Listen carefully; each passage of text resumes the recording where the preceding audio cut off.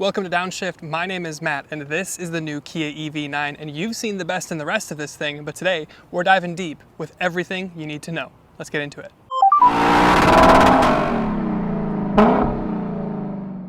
Let's start with what is this thing? This is all new for this year. This is its first year, the first ever Kia EV9. And you can kind of think of it as an electric Telluride. It's a 3-row SUV. It's on Kia and Hyundai's shared kind of EGMP or electric architecture.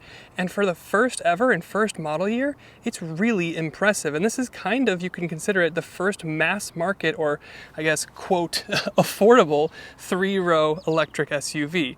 We've got things like Rivian R1Ss. Those are pretty pricey. And the Tesla Model X, also pretty pricey, but this, it's a little less expensive, but still quite a bit of money. We'll get to that near the end. So what's under the skin then? We kind of touched on it. It's the shared architecture from Kia and Hyundai, and the battery size is just a whisper under 100 kilowatt hours, which is about half the size that you would get from something like a Hummer EV SUV. You do have all-wheel drive for the GT line trim that we have here, and it uses a heat pump, so to keep the cabin nice and warm in the winter, it's going to be much more efficient than without a heat pump. But what this means with the GT line and the wider tires is 270 miles of electric range. I've been outperforming that this week because I'm pretty judicious with my right foot, but you can expect about that. And if you're wondering about efficiency, this thing is rated about 80 mpgE. And then in terms of charging, now the architecture that I keep mentioning is an 800 volt architecture, which means it's going to charge faster and more efficiently than most other things on sale today, most first gen EV products. It means in this Kia EV9, 10 to 80% in under 25 minutes. On the smaller EV6 sibling, it's 10 to 80% in about 18 minutes. So only about 7 more minutes, but that's of course if you can find a charger that's going to go that fast. You'll get about 100 miles in under 15 minutes if you can find a charger, but most of you are probably going to charge at home overnight, which is what I do. So I recommend, if you're going to get something like this, to get the EMporia Level 2 that I have at my house. It's super efficient, charges really well, and it has a nice user-friendly app, so I can keep track of everything. This also has a vehicle to load function, so you'll get an adapter that plugs in here, and then you can plug in other stuff like a TV or whatever you want to do to go camping. It's really, really kind of cool. It does have the older charge port, but I believe future versions will have the NACS updated port. There's also a number of flavors that you can get your EV9 in. The base model is going to get just rear wheel drive and about 215 horsepower, and that's going to equate to about 230 miles of range. If you go up to the long range, you're going to get up to about 304 miles. But for all-wheel drive versions, you're going to do about 380 horsepower with the addition of that front motor, and about 270, which is what we have here on the wider GT line tires, but 280 miles on some skinnier tires for a non-GT line trim. But again, I've been outperforming this in my week of testing, so this thing is pretty efficient and again, pretty impressive. So we keep saying GT line, and that sounds like the fast one, and it kind of is. It's the more sporty oriented one. You get a little bit more tire and a little bit more power, but it's not the full GT power one. But still, 0 to 60 is in about 4.5 seconds, which is rapid. 379 horsepower, 516 pound-feet of torque. I mean, that is pretty fast, even for, well, especially for a big 3-row SUV. And that's almost an identical time to an Escalade V. You know, the supercharged V8 thing from Cadillac? I mean, this is no slouch. So it's efficient, it's fast, but I think it also looks the business. I love this paint. Look at that shimmer. If I had a polarizer on it, it would even look more intense. And then you got almost a brushed aluminum kind of Kia logo up front. You do have a frunk, which we'll show you in a little bit, but that lower portion will open up to cool the front motor and the battery and all that sort of thing. You do have LED runner, which is just that outline strip. And then it's hard to see here, but I'll lay a B-roll clip. Little gradiented L's in your LED front grille. Just a lot of personality and kind of some fun from the styling perspective. Around the side, my wife doesn't like these wheels. I kind of do. They're kind of quirky. They're very 80s in my eyes, but 21-inch wheels. And of course, they're mostly filled in for aerodynamics with a little bit of cuts and slatting to keep the brakes cool and everything, but I think they look kind of cool. What do you guys think? Leave it down in the comments. But you do have black trimming and almost a hexagonal kind of pattern around your wheels. And then you've got a little sill down here, black window treatments, black A-pillar, black wing mirror, black roof rail. And of course, you've got door handles that recess and come out. But look at this. They don't hinge like they typically would. They just pop directly straight out. I don't know, I kind of like it. It's kind of interesting, it's a little more beefy. And then I love this right here. Just a really aggressive angle for that C-pillar and D-pillar. But again, look at this paint, really attractive. Passenger side, rear is gonna be where your charge port is. And then on the back, the taillight, very similar to what you see in the headlight. But the rest of the back is very simple indeed. You've got a little GT line, Kia, and then mostly it's just kind of uninterrupted. And your trunk release is down there. I don't know, I think it's really good looking. What do you guys think? Leave it down in the comments. And also, what color would you get? And towing figures are interesting. This thing will max out at 5,000 pounds of towing capacity, which is the same as the gas Telluride. This one has the towing package, and you will get a self-leveling rear suspension. So this thing is built to tow. As we talk about cargo, again, your trunk release is down here because the rest of the design from the trunk is so simple. The tailgate is very simple. Probably should have cleaned this up before I started shooting this part, but when we look at this with the third row up, you still have a good amount of space. A lot of these unibody, like the Highlander, even the Grand Highlander, the CX-90 and stuff, with the third row up, it's very small. So this brings you a good amount of practicality, specifically 20.4 cubic feet. It's about the same size as the Telluride and the Palisade. You do have a 12 volt, and you've got this button, which supposedly adjust the height of the trunk. It's very secure. I'm not sure why it needs to be that secure. But anyway, you come over here, you've got a nice house outlet over here. You do have power folding and unfolding for your second row, but your third row here is manual. And I think that's kind of okay. Folds really easily. Most of the time, you're probably gonna have it this way with the seats down. And then you've got a huge amount of space. We're looking at about 43.5 cubic feet of space. And then if we're going to drop, they do it automatically, electrically, which is very nice. And with these down, you're looking at about 82 cubic feet of space. Marginally less than the gas Telluride, but still very, very practical. Look, it's totally flat all the way up there. Very, very nice. Double press start button, and then we'll head over. Just lifts right up. Now this is very small. It's kind of comically small. It's a little bit deeper right there, but it's got enough space for your, mobile or portable charging cables, a few other things, and some smaller stuff. But what's funny here is you still have an emergency release. Now, federal mandate requires that you have to have an emergency release in your cargo areas in case a person needs to escape. I don't know anybody that's going to be caught in here, trapped in here, but I guess if you somehow have been, then you can get out. But I want to talk about the key for a second. Now look at this. This is pretty cool. It's kind of like a white textured pattern, kind of detonator style like we're used to seeing. You do have Smart Park, which is very much a gimmick, but at least it's kind of cool. But the thing I like is it lights up when you press the buttons. That's kind of cool. Now we're gonna step into the third row, push this little button. Kind of classic. That's the same button you get in like the Palisades. You get into the third row, and I believe the Telluride as well. Mechanically whirs itself out of the way. It does take its time. Be relaxed, enjoy life. While we're here, I will explain, or I guess not explain, but I'll show you the level of detail that they put into this car. I mean, this is like genuine luxury tier stuff. The airbag little tab here is finished in the same, I think, synthetic leather that you get through the rest of the cabin. And it's really, really nice.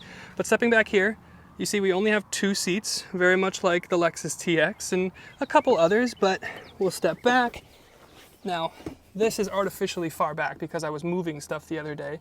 So I'll move it a little bit forward so you can see the third row space. Now I'm 6'1". It's tight. Knee room, it's tight. I'm not gonna lie. Headroom, perfectly fine. You got a nice little panel roof. You do have things like vents back here, USB-C, cup holder, white and black two-tone leather, perforations, stitching, the whole nice thing. But it is going to be a little bit tight back here. But then back up to the second row, there's a couple flavors that you can get. These are the captain's chairs. Obviously, you can get a bench if you want. But the nice thing here is this has the relaxation package or whatever it's called. And you have the lounger. Like you can totally lounge out. You've got the footrest, the ottoman, the whole thing. I mean, if you're gonna charge and spend a little bit of time just kind of hanging out, this is a nice way to do it, I gotta be honest. But you also do have manual window shade. You've got heated and cooled third row. I mean, that is proper nice. This is an interesting texture on the door card here. I don't know why, but I really like it. It's like a cloth kind of finish to it. And then the Meridian sound system is really kind of quite cool. Kind of put it back to where it matches that one, where a normal person would sit. Again, I'm 6'1", loads of knee room, plenty of headroom, it's not a problem. I've got vents, we've got climate zone back here, all sorts of stuff.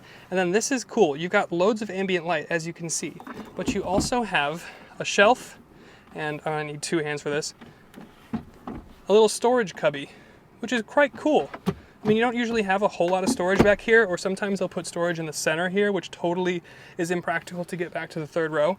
So I love that they've put this here. It's very, very nice. You still, of course, have USB-C chargers on the back of the headrest. And look at the headrest. You can see through them. We'll talk more about headrest later. But back seats, totally nice. Heated and cooled. Love to see it. Very, very comfortable. And I hope you didn't think the rear seats were the only ones to get the lounge. This, of course, has the lounge. I'm doing it poorly. I'm demonstrating it poorly. I'm very bad at my job today. But anyway, you get the picture. You've got the lounge seat set up. We originally saw this in the Ioniq 5, but it's really cool. They know you're going to spend some time charging every now and then. They give you a really comfortable seat. The bolstering is great. The leather is fantastic. It's heated. It's cooled. It even has ergo motion massage just for the driver, not the passenger. But it's really nice. The headrests are freaking incredible. It's like a hammock for your head. I don't know who did the headrest design over at Kia, but they deserve a raise. This is great stuff here. You've also got 2-level memory seats, heated steering, I mean, normal stuff here, but just about, if you have something that you can get in like a top spec Mercedes S-Class, you can get that in this seat here. It's just kind of amazing. And then I want to look at the interior generally, because it's really pretty cool. You've got great materials, as we saw. I mean, this is like surprisingly nice leather in a Kia. I mean, it's very, very good, genuinely good. We talked about how they even go so far as to have the details of the airbag tab in leather, which is just really cool. I mean, I love the fact that they've done that. But the design is very, very interesting up here. This is not something we've seen from Kia before.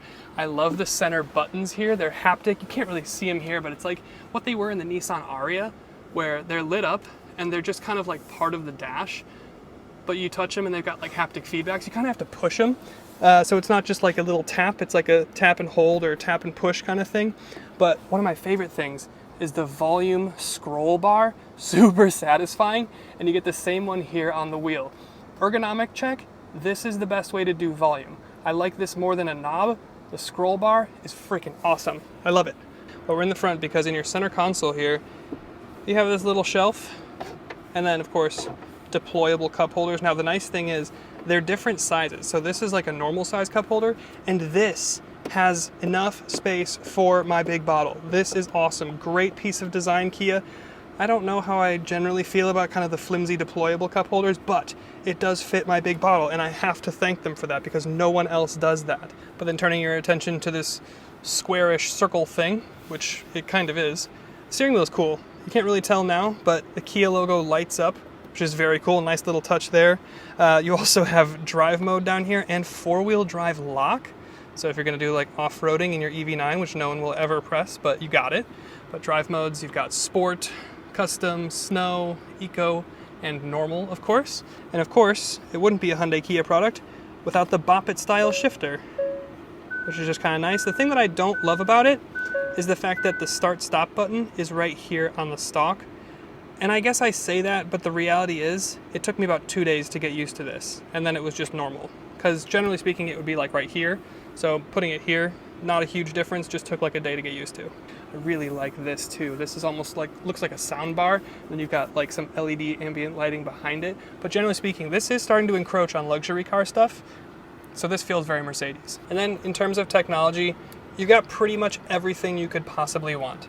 You've got a head-up display with a bunch of different robust capabilities for your adaptive driving and everything like that. You've got a fully digital instrument cluster. It did update itself overnight yesterday, and it's interesting because it used to just have in this quadrant the range, the projected range, but now it shows you the high. So if you can hypermile this thing, you can get up to 283 miles with 78%, or as low as 136 miles if you drive like Polo.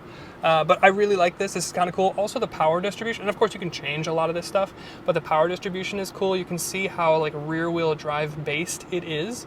And that's, you know, to not engage the front motor makes it more efficient. You get more range, all that sort of stuff. In sport, it's going to kick in the front motor a little bit more. But then you come over here to your center infotainment screen. Well, before that, I should say, let's check out this center screen, because you've got digital cluster, and then you have some physical climate controls for your temp, your fan speed, and then where you want it blowing. But if you want to do more in-depth controls for your climate, you've got this whole screen here kind of dedicated, nestled in between your cluster and your infotainment. But then the main event, the infotainment screen. It's very good. It's reskinned with new graphics, as you can see. For this EV9, it looks very modern, it looks very good, it's very responsive. I've not had a single issue with it the whole time. Apple CarPlay, Android Auto, kind of the stuff that you would expect. Throw it into reverse. You do have the 360 camera, and of course, the white EV9 that you would expect. It doesn't have quite the same wheels, but pretty close, and you can of course see them move as we start to reverse. Again, not something that they had to do, but something you're getting in luxury cars. You've got quiet mode, you've got passenger talk, you've got the whole thing. I mean, it's hard not to love. And then of course, you've got a digital rearview mirror, because why wouldn't you? And of course, a wireless charger. And more specifically, the wireless charger actually works because my phone has the camera that kind of offsets or insets. So the fact is, it can rest here and then make a more flush connection to the phone with this rubberized pad here. So it doesn't rustle about, and it connects more tightly, so it charges more efficiently. So this actually works. I also know that I said Apple CarPlay and Android Auto. It's the first Kia to get wireless Apple CarPlay, I believe. So that's kind of cool. And of course, we'll talk about safety, because it's very good. It's been very good in all the Kia Hyundais that we've tested in the last few years. It continues to be very good here. The lane keep is awesome. The adaptive cruise is great. And you even have different regen modes, and you can set it to auto, and it'll just do a lot of things for you. It's a very helpful system, and I really like it. And before we go for a drive and talk about price, we'll cover a couple odds and ends and just little quirks. Like one, this is the best regen braking system I've ever seen, because it gives you paddles. So you can dial up to 0 or mostly just coasting. It'll still let you recoup energy when you use the brake down here, but you can dial in 1, 2, 3, and then I pedal, which will bring you to a full stop. And if you just hold one of these, it'll set to auto, which actually works really, really well. But speaking of brakes, look at these. Now these are cool. You've got plus to go faster and minus to go slower.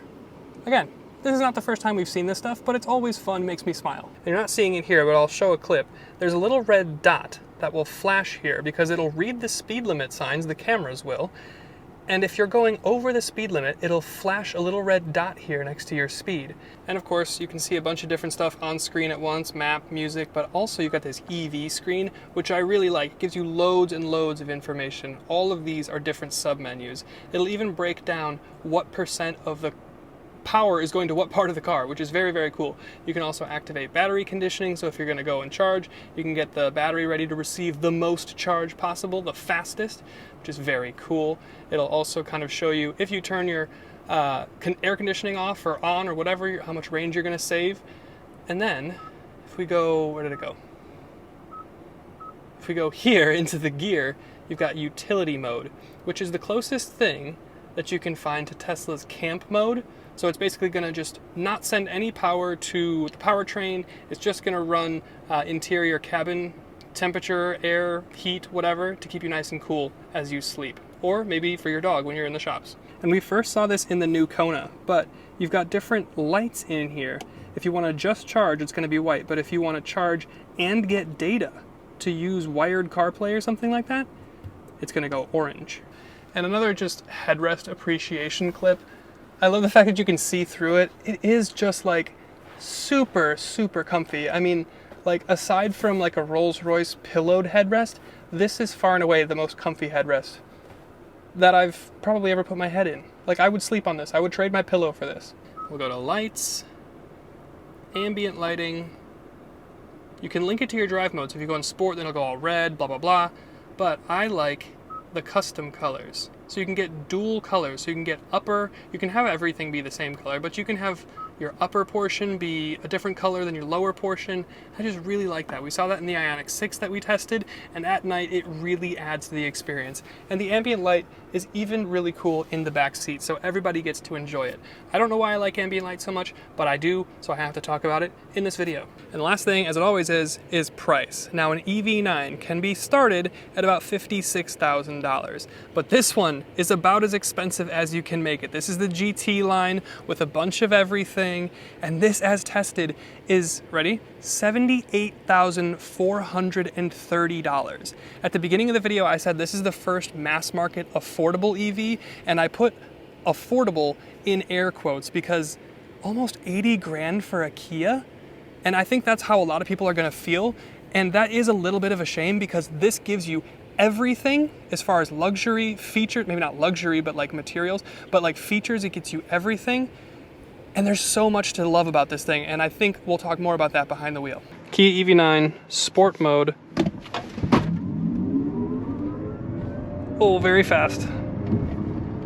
Quick. Kind of alarmingly quick for a 3-row SUV. Now I know that there's quicker EVs out there, but this has 379 horsepower, 516 pound-feet of torque, does 0 to 6 in the mid 4-second range. I mean, that is near identical to a Cadillac Escalade V. Now obviously the personalities of these things are vastly different, but the 0 to 60 is near identical. So this is not slow, and this is the GT line. This isn't even the fast one. Supposedly there'll be a GT or a, you know, a bigger power one.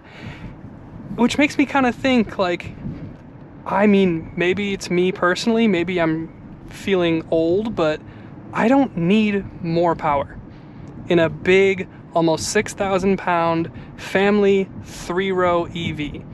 I don't need more power. I don't think tires will need more power. I mean, like, genuinely, if you had an EV9 GT and you drove it, let's say like Paulo does, at least when he's with me, you will burn through those tires in like 3,000, 5,000 miles. And that would probably get expensive. But anyway, let's talk about how this thing is once we get past all these people. We'll give them some good space. Dang, working on a Sunday. I guess technically I'm working on a Sunday too. But my job is fun and easy. That job looks hard. Anyway, EV9. It's just good. I mean, I struggle genuinely, and I'm not being, you know, silly, but like, I genuinely struggle to find anything negative to say about this car. The visibility is great. The turning radius is great. The cabin isolation is great. The only thing from a driving perspective that I don't love is the fact that it is 6,000 pounds, and when you go over bumps, it reminds you of that. It does kind of thunk around, chatters a little bit. You know, some of the bigger EVs and the heavier stuff are on air springs, and that helps with that sort of thing. But as it is, just driving it around casually, the HDAS system, or whatever Kia's version is called, is very good. I love the fact that you have regen paddles. Yeah, I mean, just driving along, if you're just getting something like this or thinking about something like this, to just schlep your family from point A to point B with a bunch of style and every feature that you could possibly really want, this is it. I mean, this is it. It's quiet, it's refined. You plug it in at home, you're always gonna leave with a full tank of juice. Like, this is it, Chief. This is it. And like every feature, and when I say every feature, I genuinely mean every feature. Heated and cooled seat, heated and cooled seats in the back, massage seat here. I was trying to think of like luxury car features that we don't have here, and I think heated and cooled cup holder might be like the only one. Now obviously this is a largely recycled interior, so like the materials aren't going to be what you'll find in like an Audi or a BMW, but it's still good. It's still nice. You get diverse textures, diverse materials. It feels special, and I think that's what I'm getting on about, is it feels special, it feels unique, it feels fun, and it's very, very good as a vehicle. And that's, without talking myself in circles, that's, I guess, kind of all I really have to say. It's very good. It's very good. But if you want to know just how good and compare it to maybe a couple other things, make sure you check out our pro and con video with this thing. So we'll see you then. Bye.